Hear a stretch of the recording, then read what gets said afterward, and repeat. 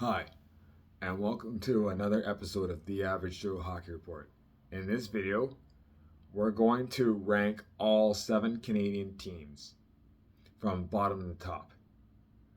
At number 7, the Vancouver Canucks. The Canucks had a season to forget, especially if your name was Elias Pettersson. Whether it was not performing well offensively, notching 45 points in 64 games, or that riff with JT Miller. The I'm gonna say this. I think the only success that Vancouver had was parting ways with JT Miller and acquiring Marcus Pettersson on defense. Which I felt at the time, Vancouver really needed depth on defense because I was never really the biggest fan of the depth on defense, and they still need a bit more depth. Whatever. I still I still think the second D pairing especially could use an upgrade or whatever. But yeah. Also, they've also acquired Evander Kane, which makes their second line quite intriguing. I find with Evander Kane projected to be playing with Philip Hedl and Connor Garland, which could maybe be a decent second line, whatever. But yeah, and it's also important to note that Thatcher Demko didn't play too many games. He only played, I think it was 23 games. I'm just on NHL. I'm just on NHL.com right now, just looking up. Yeah, Demko only played 23 games too, so that especially did not help. Especially considering like he's supposed to be their starting goalie and whatnot, and they managed to re-sign him too. So they managed to re-sign him and managed to re-sign Brock Besser and whatnot, and added Evander Kane. Obviously added Marcus Pettersson like later in this past season or whatever. But yeah, right now I look at their team and I feel like there's still a lot of work to do.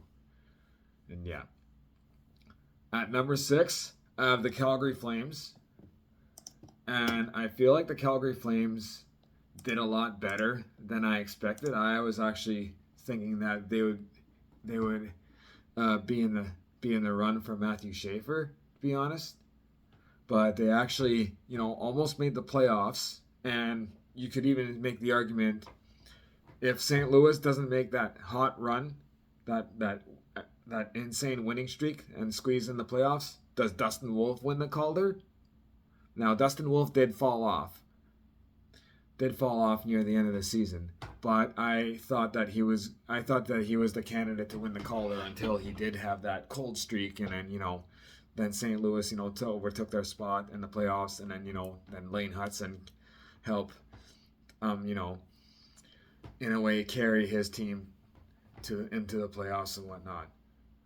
But yeah, I'd like to think that Zane Parek's going to be ready and playing whatnot, and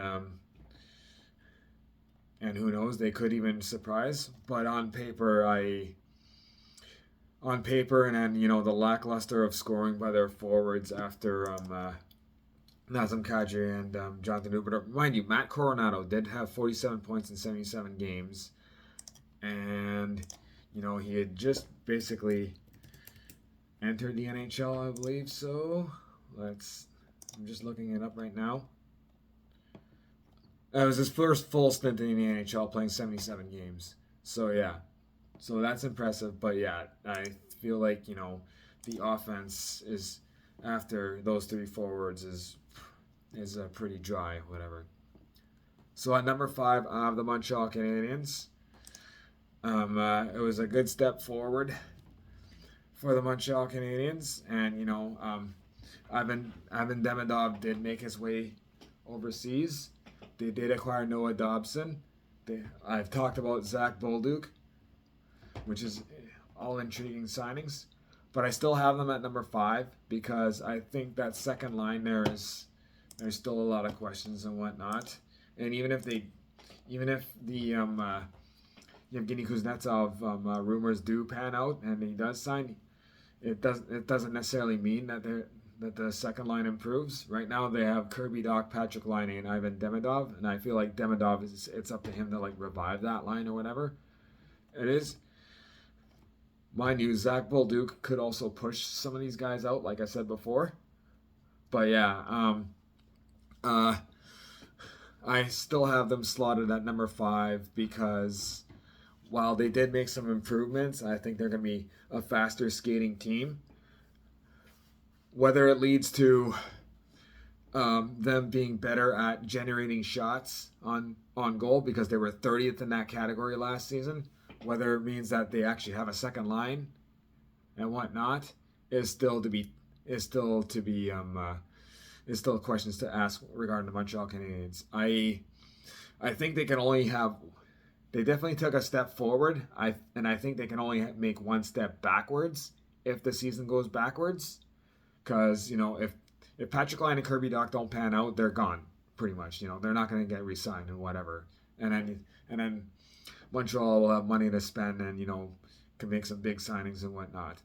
So I think they can only make one step backwards, but I don't see them making taking the next step forward. I think it's still too soon for that.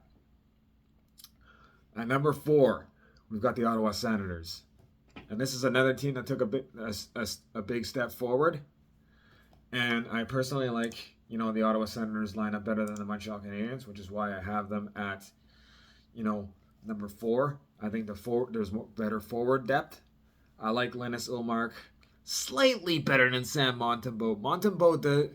Montembeault also did have better stats regarding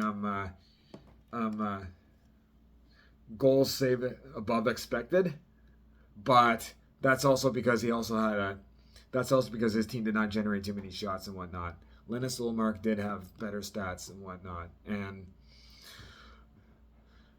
I just think all around that Ottawa has a bit of a better team than Montreal does.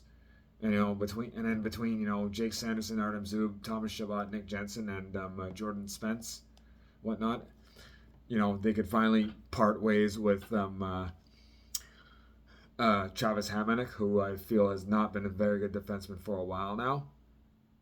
And and then to add to it, I felt that Dylan Cousins, when he came to Ottawa from Buffalo, fared well and whatnot. So yeah, I just think that's why I put Ottawa at 4. At number 3, I got the Toronto Maple Leafs. Could there be a decline regarding the Toronto Maple Leafs? Possibly. With Mitch Marner gone, and I felt the return was a little underwhelming with Nicolas Roy. Matthias Maccelli is a pretty good addition to the team, though. But and I still think the top 2 lines are going to be really good. However, I don't know. It's just I'm glad they didn't touch the goaltending either, but I feel like the defense is still the same, which I felt they needed to improve then. I mean, it's still early in the offseason too, though, so there could still be moves there. But I just think if the Leafs want to get past the second round, this is not the defense there, with McCabe, Tanev, Morgan Rielly, Brandon Carlos, Simon Benoit, Oliver Ekman-Larsson. I don't think that's the defense that you should be going with if you want to go far. I think an upgrade is absolutely needed there, and I'd like, especially seeing that they have cap space, because they do have. Well, okay, actually no, they actually have only $5.8 million in cap space, but I think that is enough to add a defenseman of some sort, or make some moves or whatever. But yeah, between the bottom 6, scoring and defense, I just don't think it's good enough for the Toronto Maple Leafs. At number 2, we got the Winnipeg Jets. I personally like the Winnipeg Jets defense and goaltending better than the Toronto Maple Leafs, which is why I have them at number 2. And I think the Winnipeg Jets' 4th line is going to improve. I like the Tanner Pearson addition. Once Adam Lowry is going to be okay. You could maybe see Vlad Namestnikov playing 4th line center, which wouldn't necessarily be a bad thing. And Namestnikov, Pearson, and you could add whatever. That could be a decent fourth line, whatever. I'm very much questioning the second line though. If that, we'll see if Jonathan Taves can shake off the rust and Gustav Nyquist. If those two can turn back the clock and play like they have in past seasons, then they're good additions. But if not, then that's when you're really gonna miss Nikolai Ehlers and whatnot. And I also wonder if the second line are gonna get more ice time. I personally think that player deployment when it comes to the second line needs to be deployed more when the team needs more goals, not necessarily shut down. I get it that they feel they could win 3-2, 2-1 games at times, or whatever. But you I don't know. You gotta see the situation first. I feel, and then regarding deployment and whatever, yeah. And at number one, obviously, I have the Edmonton Oilers. And even though the Oilers team looks a bit different, they parted with um uh, with Evan Bouchard getting the new contract or whatever, and they didn't really make too many upgrades to their defense and whatnot. And then we're gonna see players like Jeff Skinner, Corey Perry, Connor Brown. They're all gone or whatever. Daily Faceoff does have Matthew Savoy possibly making the lineups, which that makes things interesting. Andrew Mangiapane, Isaac Howard, we'll see. So I could definitely see them being back in the Stanley Cup final just based on how weak their division is and whatever. But I think the team's going to be slightly worse. And the team where they needed the improvements, they did not get it. I thought it was a missed opportunity when they didn't acquire John Gibson. I mean, could it be that John Gibson wanted to go to Detroit instead or stay in the U.S. possibly? But yeah, I thought that was a missed opportunity. Anyways, this video is mostly based on opinion and may not have any implication how some of these players and teams do and whatnot, whatever. So if I'm wrong, don't belittle me, educate me. Take care, everyone, and follow my Instagram account, The Average Joe Hockey Report, and my YouTube channel, Marty Tommy, in parentheses, Average Joe Hockey Report.